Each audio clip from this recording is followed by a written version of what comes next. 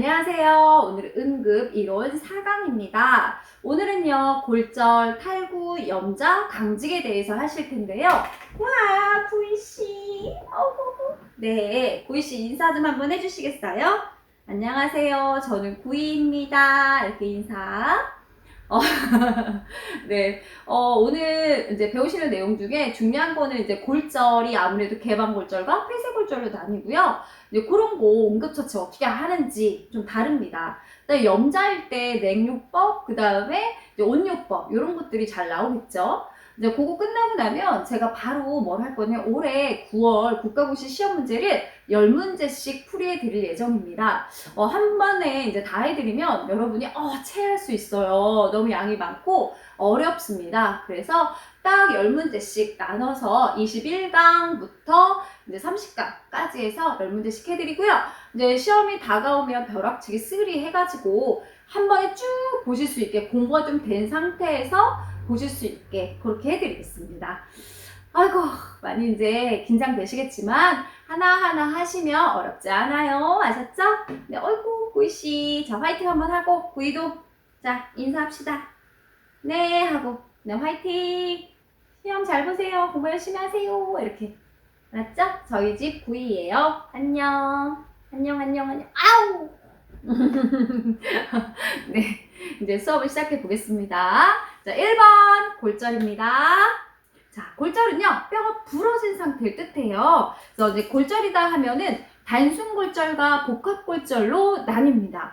단순골절은 말 그대로 뼈가 뚝 부러지는 게 단순골절이고, 복합골절은 아무래도 뼈 부러지고 주위 조직까지도 손상이 발생한 상태예요. 대부분 병원에서 얘기할 때, 뼈만 골절됐어요. 뭐, 이렇게만 얘기한다면 그것은 단순골절. 그게 아니라, 어떡하죠? 그 옆에 조직도 인대도 끊어지고, 혈관도 손상됐고, 막 이렇게 얘기를 들으신다면, 그건 복합골절입니다. 그래서 그렇게 구분을 하시고요. 응급처치. 응급처치는 단순골절에서 가장 중요한 건 뭐냐면, 복합골절로 가는 것을 예방하는 겁니다. 그게 가장 중요한데요. 복합골절로 어떻게 가지? 생각하시겠죠? 뼈가 부러졌어요. 근데 환자가 하고 이렇게 움직였어요. 그럼 어떻게 돼? 뼈가 다른 조직들을 찌르겠죠. 그래서 복합골절로 갈 수 있기 때문에 그것을 예방하는 것이 매우 매우 중요하다. 시험지 잘 나옵니다. 자, 그래서 부러진 뼈가 움직이지 않도록 하는 게 매우 중요하고, 수술 전과 수후 붓기가 있으면, 자, 부어있으면 뭐지? 부종경감, 통증경감, 지혈의 효과가 있는 냉찜질을 하시는 거고요. 자, 재활 단계입니다. 이제는 부종을 경감시키는 게 순환을 시켜서 부종 경감을 시킨다 하면 뭐라고? 온찜질. 그래서 나 지금 방금 골절돼서 너무 아파. 그러면 냉찜질. 자, 이제는 붓기를 가라앉히는 게 그렇게 막 부종이 심하고 통증이 심하고 이런 단계가 지났다고 하면 회복 단계에서는 뭐다? 온찜질이다. 자, 요거. 자, 그 다음 세 번째, 부목 사용의 목적입니다. 아까 단순골절에서 복합골절로 가지 않도록 하는 게 매우 중요하다고 했죠? 그 중에서도 꼭 기억하셔야 되는 것은 바로 부목을 대는 겁니다. 그러면 뼈만 딱 부러졌을 때 부목을 댔다면 아마 이렇게 흔들리지 않아서 복합골절이 되지 않을 거예요. 그쵸? 자, 1번, 부러진 뼈를 움직이지 않게 하고 부러진 뼈에 의해서 신경 자극을 줄여서 통증 유발을 감소시키는 목적이 가장 크고요. 근육, 신경, 혈관 등의 더 이상의 손상을 방지하고 혈액순환을 증대시킨다. 결론은 아까도 얘기했지만 단순골절에서 복합골절인 여러 가지 신경, 혈관, 근육까지 손상되지 않게 하는 게 가장 큰 목적이다. 그래서 부목되는 게 매우 중요하다라는 얘기였습니다. 자, 부목의 사용 원칙입니다. 부목의 사용의 원칙을 보면 1번, 옷은 잡아당겨서 벗기지 말고 잘라낸다. 이게 뭐냐면 골절을 입었잖아요. 그러면 옷 안에 골절을 입었을 수 있잖아요. 그죠? 근데 이걸 강제로 옷을 보호하겠다는 이렇게 해서 벗는다고 생각해봐. 옷을 챙기겠다고 이렇게. 그러면 어떻게 되지? 자칫 잘못하면 개방성 골절인 경우에는 뼈가 튀어나와 있거든요. 어떻게 옷 때문에 걸려서 이렇게 되겠죠. 그러면 복합골절로 가는 것도 문제지만 너무너무 아플 거예요. 그쵸? 그래서 절대 응급실에 갔을 때 혹은 의료진에 의해서 수술방에서 옷을 이렇게 잘라냅니다. 가위로. 그래서 조직 손상을 줄이는 게 더 중요하고요. 2번, 부목 전의 감각과 순환을 점검해서 기록한다. 아무래도 이게 골절이 있으면 그 이하가 순환이 안 되는 경우 신경도 손상이 됐는지 확인을 하셔야 된다는 거고요.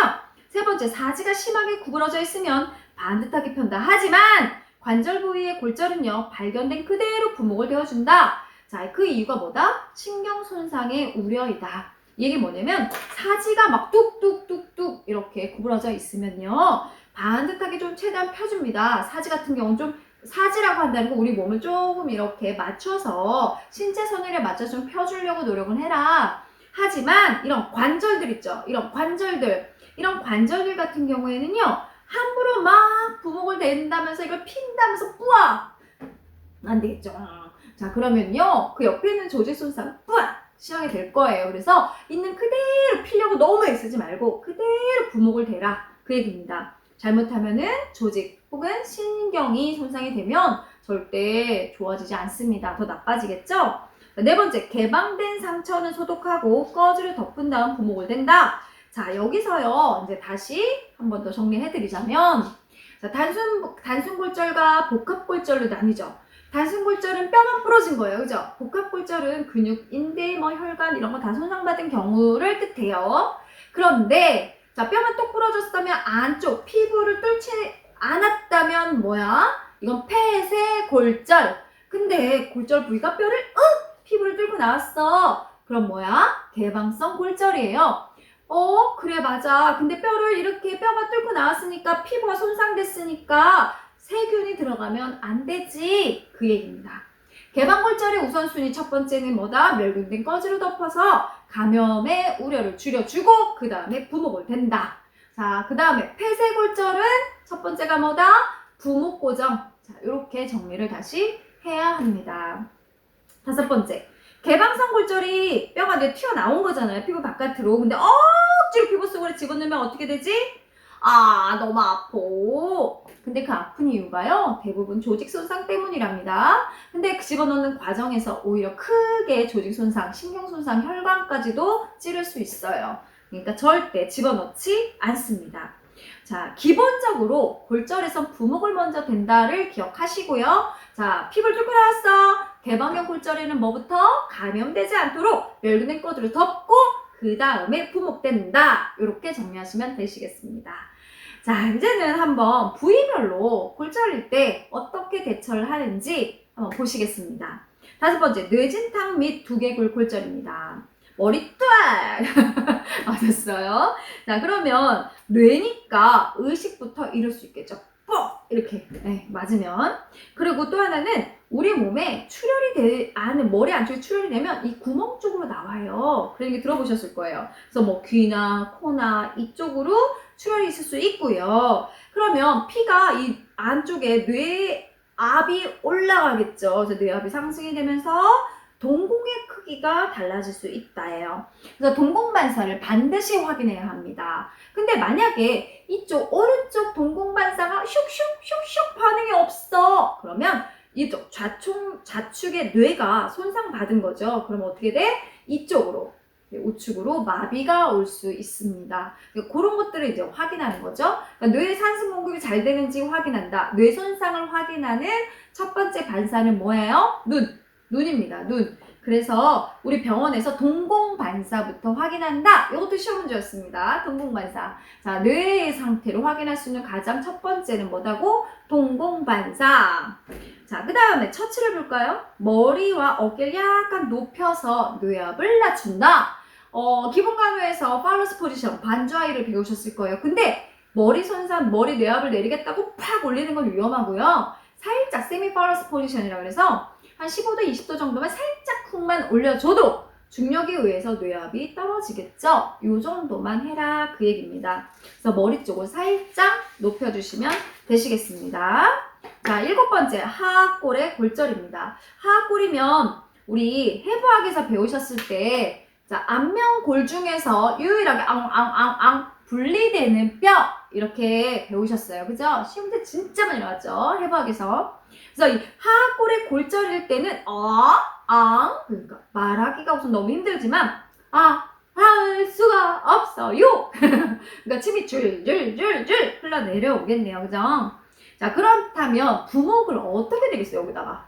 그러면 내 머리를 부목으로 활용을 해서 이렇게 칭칭 가습니다. 그러니까 그대로 하악은 딱 받치고 수건으로 턱 밑을 받친 상태에서 머리를 내준다. 근데 이게 흔들릴 수 있어서 수건을 돌돌돌돌 두텁게 말아서 여기다 딱 대줘요. 이렇게. 그러면 수건은 여기 말려있는 상태에서 말면 여기서 흔들리는 게 최고로 이제 좀 안정이 되겠죠. 그죠?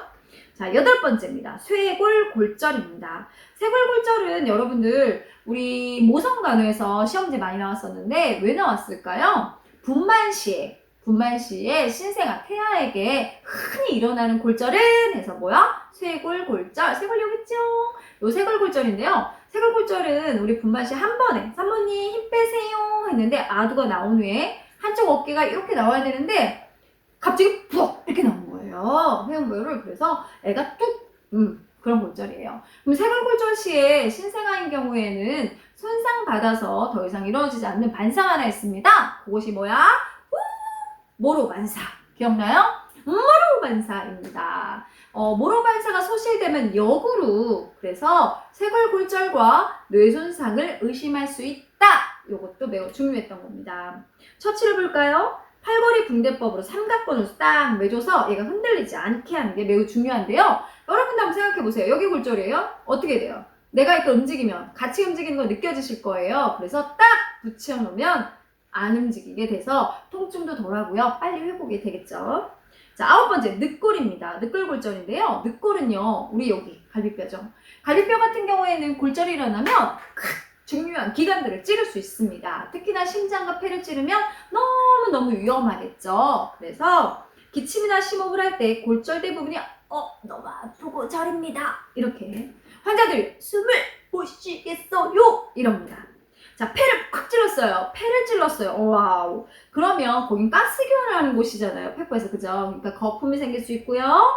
자, 선홍색의 혈액이 막 기침할 때마다 객담으로 섞여서 나오는데요. 문제는 뭐냐면 자, 그 객담이요. 여러분들 기도 폐쇄를 시킵니다. 기도 폐쇄가 되니까 결국에는 사망을 할 수도 있죠. 매우 위험합니다. 그러니까 우리들이 환자들이 봤을 때 이 흉곽 쪽의 골절을 매우 위험하게 보는 이유는 바로 폐와 심장이 있기 때문이다. 그래서 늑골골절이 매우 위험하다.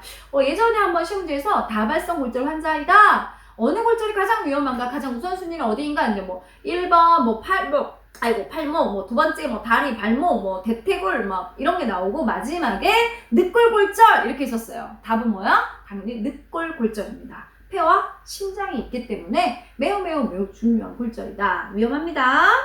10번째, 척추골절입니다. 척추, 경추. 매번 나오죠? 경추, 척추. 자, 여러분 뭐가 딱 떠오르시나요? 전신마비, 하반신마비 이런 거 막 생각이 나시죠?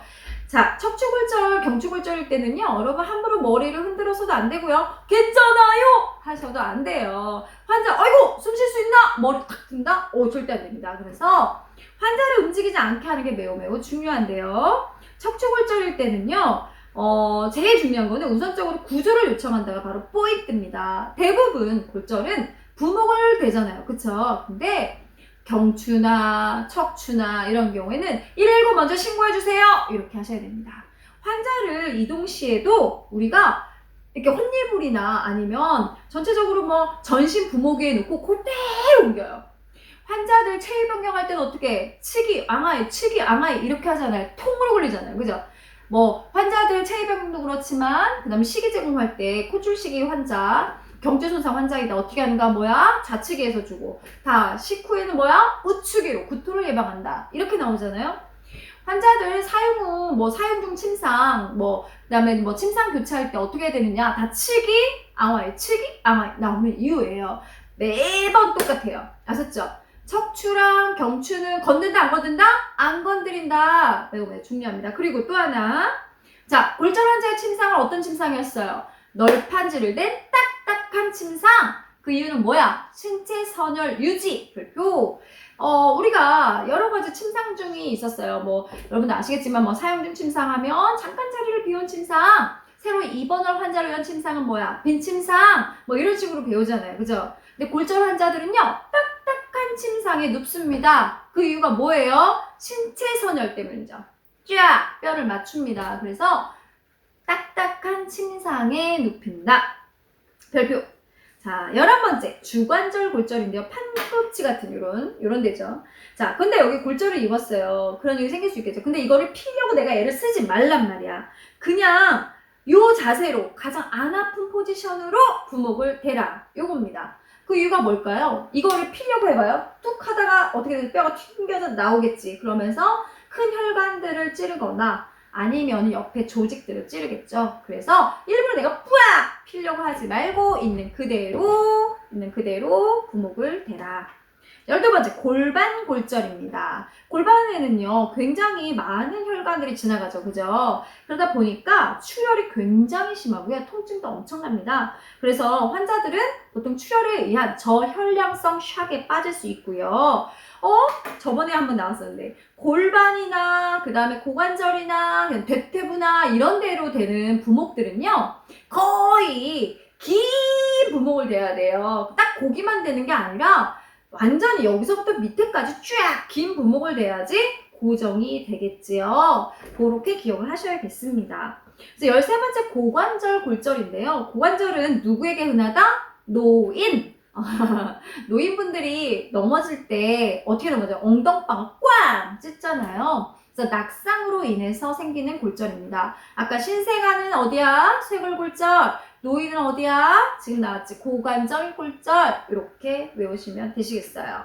그러면 어떻게 해야 되겠어요? 고관절인데 그럼 여기서부터 아까 얘기했잖아요. 위에서부터 아래까지라고. 그래서 애과에서 쭉 발까지 긴 부목으로 고정을 한다. 이렇게 기억을 하시면 되시겠습니다.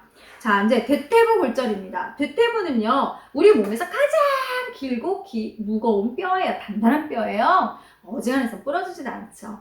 자, 그런데 이 대퇴골에도요, 아래쪽으로 내려가는 우리 하지 정맥, 하지 동맥들이 엄청난 양의 혈액을 가지고 있어서 출혈에 의한 샥에 빠질 수 있어서 샥을 예방하는 게 중요하고요. 긴 견인 부목을 사용해서 고정한다.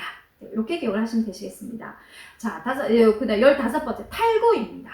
탈구는 이런 생각하시면 돼요. 이거 나 어깨 빠졌는데 네, 요게 바로 탈구입니다. 내가 이거 잘 끼워 탁 끼우면 된다 안 된다? 안 된다. 왜 그럴까요? 생각을 해보시면 이렇게 내가 이렇게 맞물려 있었어요. 그죠? 관절이 맞물려 있었는데 이게 뚝 빠진 거예요. 그런데 내가 끼우려고 하다가 이렇게 조직이 말려 들어가서 이렇게 끼울 수도 있는 거죠. 그죠? 그러면 굉장히 크게 문제가 될 수 있겠죠? 조직 손상뿐 아니라 더 큰 문제가 생깁니다. 그래서 반드시 병원에 가셔서 쫙 맞추셔야 됩니다. 여러분이 함부로 건드리지 않으셔야 된다는 거. 탈구는 뼈가 관절에서 쏙 빠진 상태를 뜻하는데 처치는 가장 편안한 자세로 부목과 패드를 싹 대고 빨리 병원으로 가신다. 스스로 이것을 맞추려고 하면 신경과 조직 손상이 생길 수 있다. 이렇게. 16번째 염좌입니다.